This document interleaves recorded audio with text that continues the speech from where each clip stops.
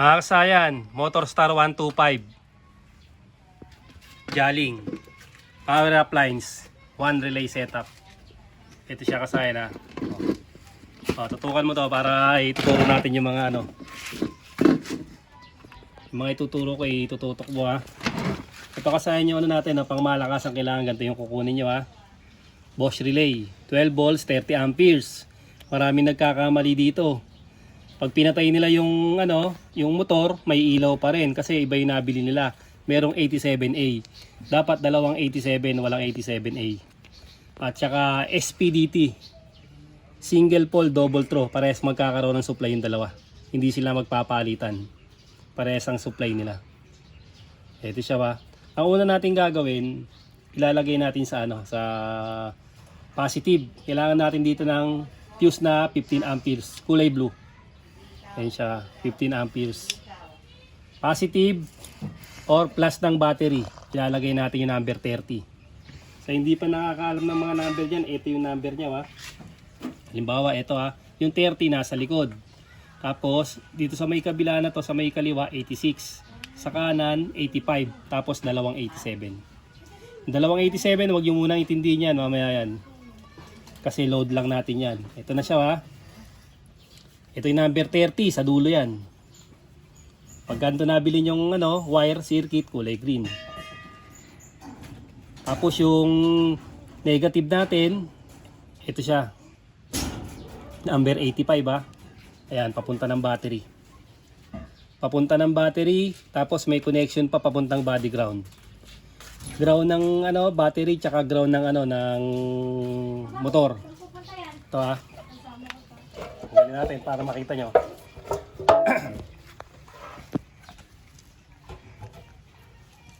Ito yung number 86. Ayan siya Ito, pansinin nyo Ay, 85. Number 85 natin. Pwede na magkabaligtaran to kung alin yung gusto yung gawing positive. Kung ito, pwede. Kung gusto yung gawing negative, pwede. Basta importante, masupply siya ng positive at negative. Kahit magkabaligtaran. Bali, ang negative natin, number 85. Ito siya Pagpunta dyan, tatawid pa siya uli rito, may kakaroon uli siya ng ground. Naka-I-terminal. Tapos, itong 86, kailangan natin ng accessory wire.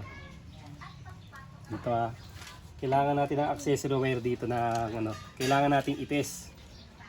Para mahanap niyo yung yung accessory wire, kailangan natin ng test light. Yung ibang di pa nakakaalam na accessory wire, lagay nyo lang to sa negative.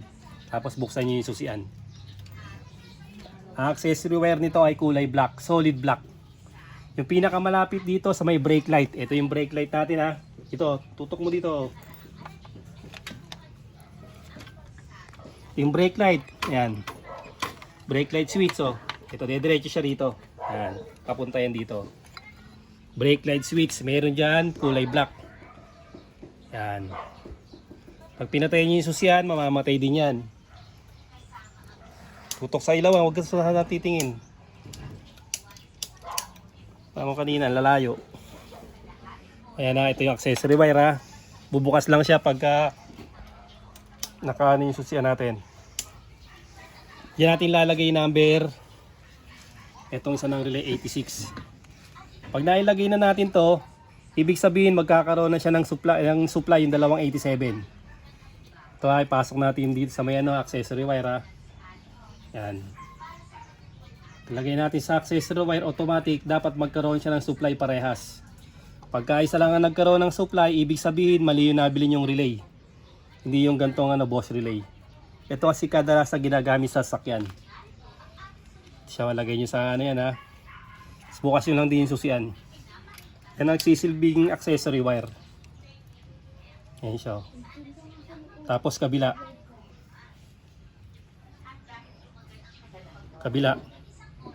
Pareha silang may supply. Pagka isa walang supply, ibig sabihin maling relay May 87A tsaka yon. Parang transparent horn relay. Pagkaiba yung nila. Okay na. May supply na siya Tapos yung ground natin nandito.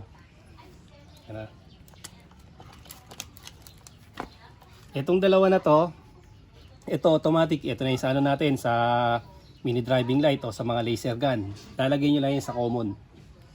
Sa common ng 3-way switch. Mga 3-way switch natin. Tapos dito, yung isang 87, pagduduktong tayo ng isang 87. Papunta sa harap. Kahit alin sa dalawa na to ang gamitin ha. Basta yung isa dyan sa common na ng 3-way switch. Matic na to dun sa common ng 3-way switch. Ito, dito to. Ready natin. Dito, tutok mo dito. Ito siya ba? Ganito yung gagawin natin dito. Yung Motorstar 125 mas madali siya. Madali siyang makuha ba? Hanapin lang natin yung main ano. Pupunta lang kayo sa dito sa may papuntang switch sa ito siya ba? Ito. Pagka binuksan natin to, nakabukas na siya ba? Ito yung ano natin, park light, headlight. Ayan na. Kasinin niya ba? Park light, headlight. Ayan siya. Ito yung nagsusupply sa kanya. Tandaan nyo tong kulay na to ha. Kasama siya ng starter. Ito ha. Kasama ng starter ha. Hugutin natin to.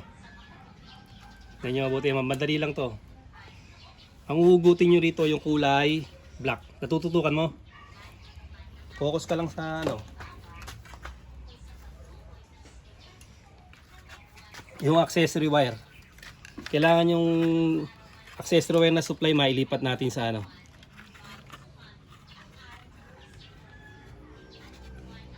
Tanggalin natin tong isa na to.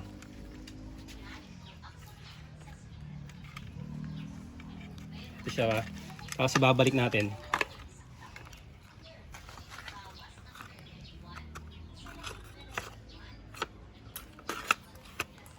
Focus mo sa gitna mo siya makuhaan, wag kang ano magulo. Ayan siya ba?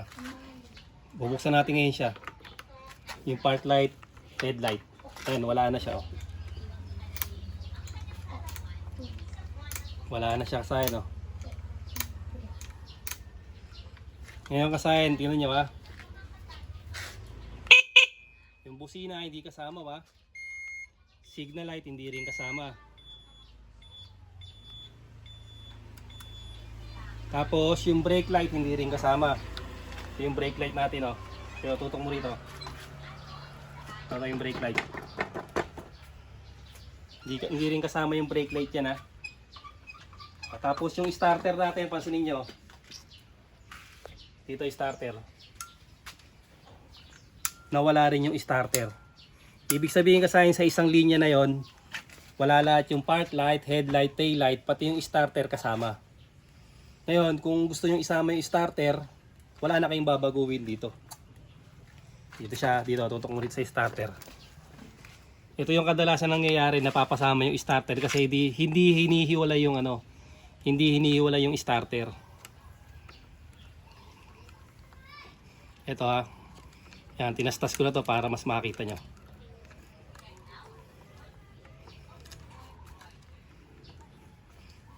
Kung yung starter ang sumama sa linya, dalawa lang yan. O yung sumama sa linya yung ano, yung park light, headlight, tail light. Yun ang lilinya natin. Ito siya ba, tingnan nyo. Yan. Ang gagawin natin yan, paghihiwalay natin yan. Paghihiwalay natin to ng linya. Ito ha, tutukan mo mabuti. Importante yan. Kailangan makakuhanan mo ng gusto yan. Hihiwalay natin yung starter. Kasi ang starter, meron kasama na siyang relay. Kaya hindi na natin kailangang isama dyan. Ito, alisin natin yung isa ha.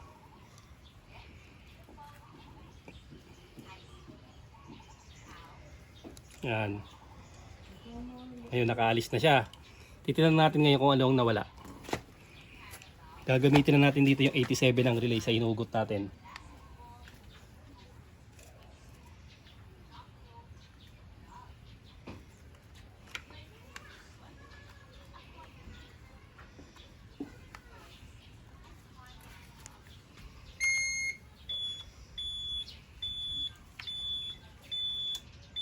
Hop, wala.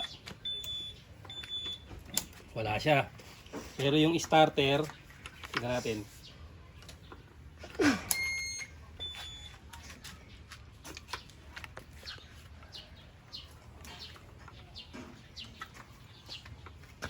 Ipis natin. Bali po, ipis natin dito ah.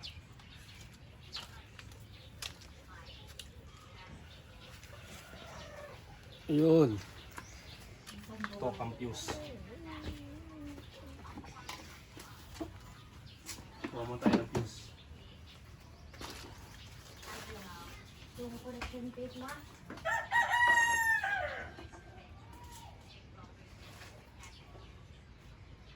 Dumikit yung ano natin, positive. Siya ba? Punta mo natin ng fuse, pumutok yung fuse natin eh. Kaya walang pag pumutok yung fuse, mawawalan supply yung ano natin, 87. Ito siya ba? Start natin.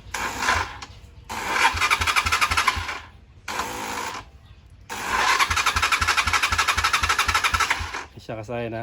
Gumana na yung sa may ano natin, sa may starter. Tapos ito,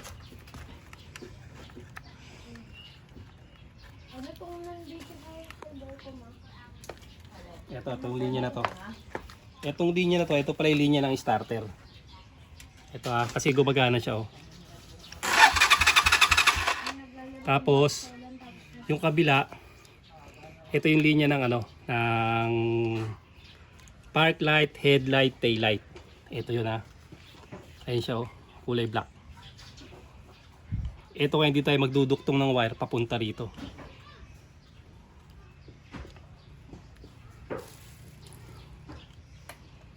Ito ang gagawin natin dyan, ibabalik natin itong ano na to sa starter.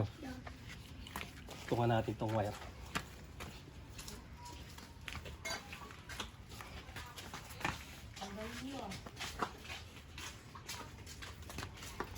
Tutukan mo dito yung pinutol natin.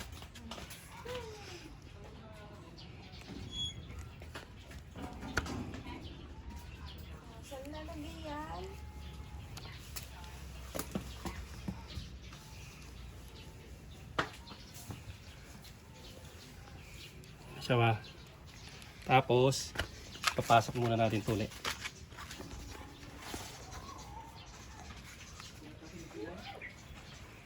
Babalik natin sa accessory wire. Pagka nagaganto kayo, ibuksan nyo muna siya ba? Balik nyo uli yung lock. Kailangan maibalik uli yung lock para hindi siya pumalas.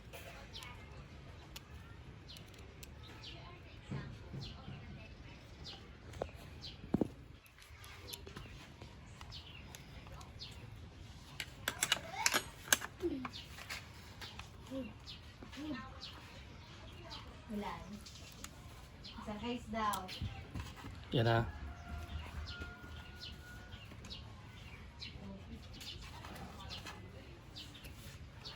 tapat ng block. Sa tapat ng block lang natin siya ibabalik.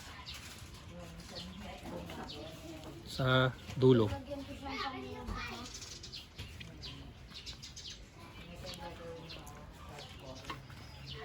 Kung nga dito baka mamaya magkamali eh.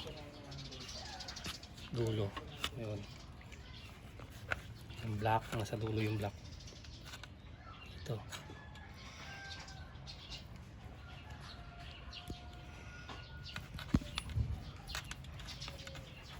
Yan. Tapos paglagay natin, ay, mali.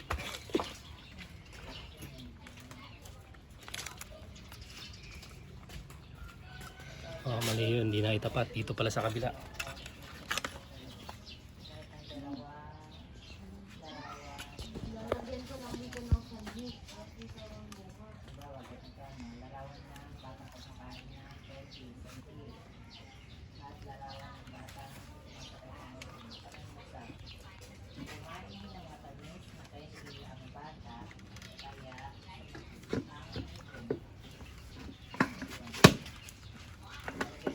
Mali.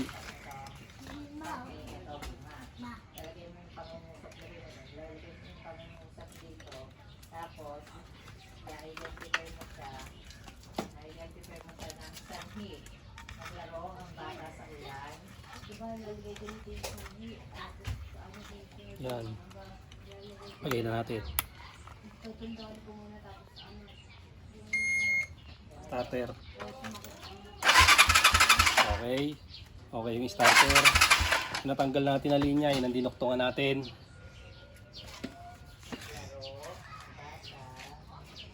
Ay, pagtanggal pala natin ang linya rito, hindi na pala tayo magduduktong dito kasi nakaiwalay na siya. Tama-tama magduduktong tayo. Ito ilalagay natin sa 87 ng relay. Ito na siya. Paglagay natin ito, ayan na siya. Meron na tayong, tingnan mo, headlight, tapos rail likod, saka sa harap. Yan, totoo na yan. Ilaw na yan. Taillight. Tapos, ayan, taillight natin ha. Taillight dito sa harap. Tapos may board natin. Ayan o, park light. Park light yan ha. Ayan, dalawa. Labo lang eh. Signal tayo para makita. Ayan. Tapos, headlight. Ito na yung headlight natin. Ayan siya o. Nakalagay na sa power relay. Ayan na, pag tinanggal natin yung switch, yung fuse, tingnan mo dyan, ilawan mo, avatars ka, yung makikita yung mga ilaw. Tinanggal natin. Wala na yung ano natin, yan yung nakalagay sa power relay. Pero yung ano natin, starter natin, nakahiwalay na. Nakahiwalay na yung ano natin. Nakuha na natin yung park light, headlight, tsaka yung tail light. Ngayon yung isang 87, ito na yung ilalagay natin sa ano sa three-way switch natin. Marami tayong video dyan, pare-pares lang naman yung ano yan. Pare-pares lang naman yung pagpa-power up. Sa load lang nagkakatalo sa dalawang 87. Dito ka na lalagay mo sa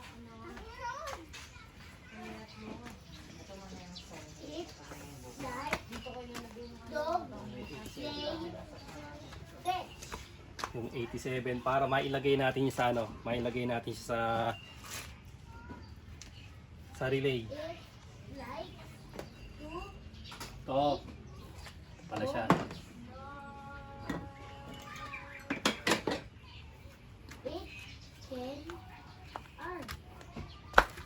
Yan. Basahin o. Itong red, ito yung ano natin, yung common. Kadalasan yung red pag hindi, papalitan na lang natin. Kung hindi siya makukuha ng common. Lalagay natin sa isang 87.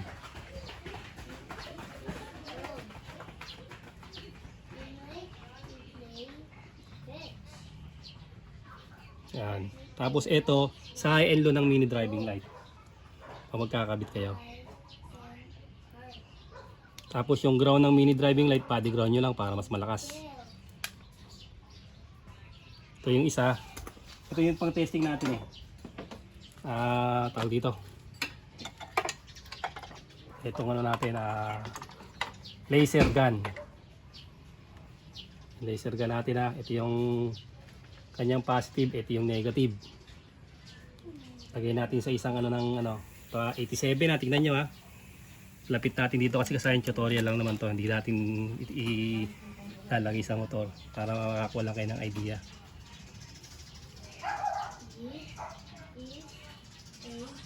Ito ilalagay natin dito.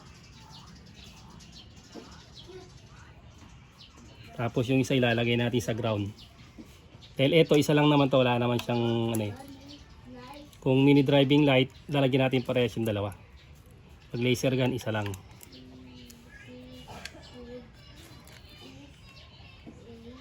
Yung isa, lalagay na yung negative.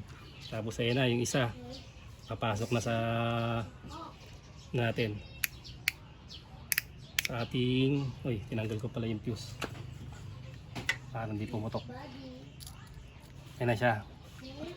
Tapos nakalagay siya sa bahula. Yung ground na ba?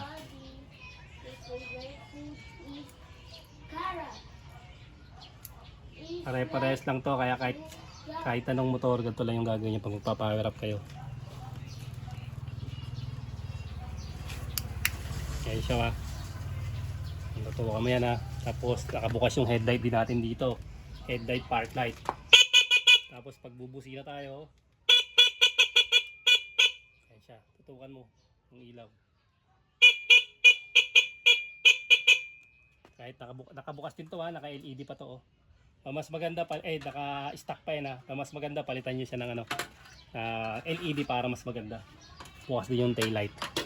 Ganun lang kasayan ha, dito lang kayo medyo dito pare-pares yung paglalagay. Pare-pares yung paglalagay ng ng power up ng relay. Pare-pares sa tatlo. Nagkakaiba lang sa 287 kung ano yung ilo-load nyo.